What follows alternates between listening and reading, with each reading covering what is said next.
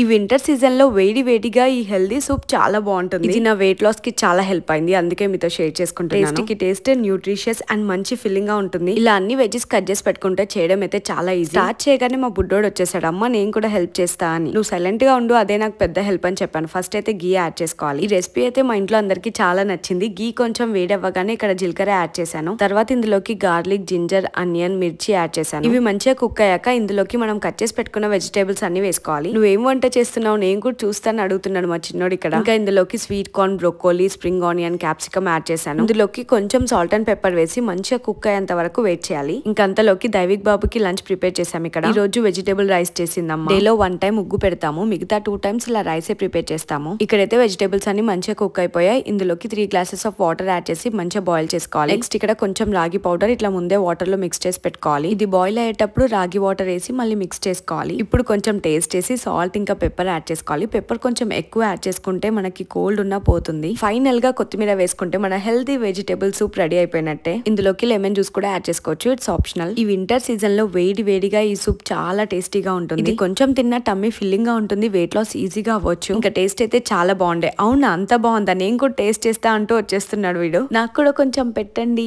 నేను కూడా టేస్ట్ చేస్తా అని అడుగుతున్నాడు. మా అమ్మకైతే ఇది చాలా నచ్చేసింది. ఎక్కువ ప్రిపేర్ చేసి అసలు అయిపోతుందా లేదా అనుకున్నా, కానీ కంప్లీట్ అయిపోయింది.